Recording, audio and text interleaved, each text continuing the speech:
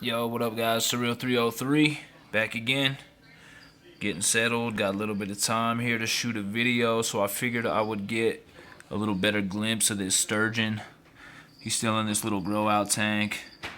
He's the only thing in here aside from this little Texas cichlid fry. That's the last remaining fry that I have from my old mated pair, which I still have the male right over there in that 75 gallon down there in the living room.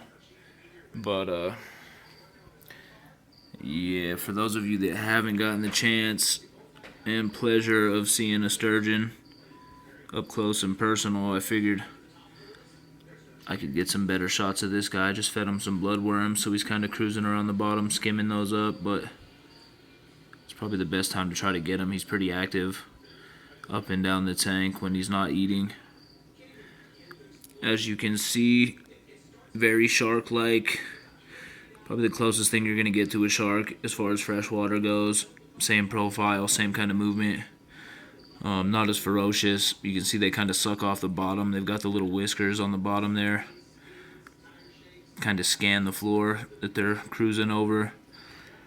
But yeah, he's already put on a little bit of size for me. I'm going to get him sized up a little bigger and then probably graduate him to that 75 and then probably to the 120 gallon and eventually to the 210 gallon. Like I said, he's not very aggressive. As you can see, he's kind of a bottom mouth type of fish, so we'll see what I have to do to make that work in the 210. The 120 is not very aggressive, so I doubt there will be very much of a problem there as long as he's big enough to not get eaten. But yeah, that's the sturgeon. I was also talking to Mike up at Aqua Imports in Boulder, Colorado. One of my favorite spots to get oddball and crazy predators. And he was saying these ones that are showing up in the trade right now aren't the super monster sturgeon you're going to see wild, if you search them on Google, dudes pulling out of rivers and stuff. These are going to be a little bit more of a manageable size.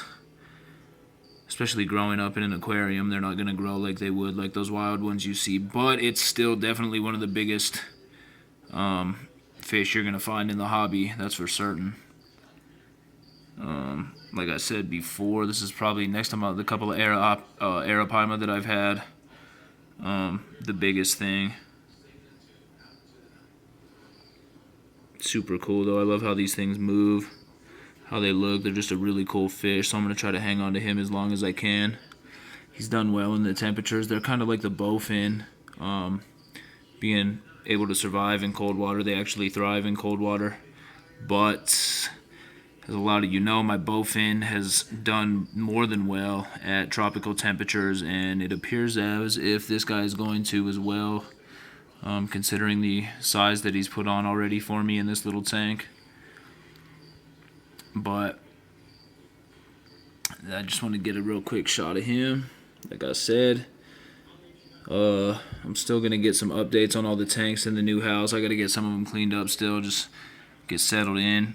Maybe after Thanksgiving here, I can get some stuff going this weekend, shoot some new vids. But that's that.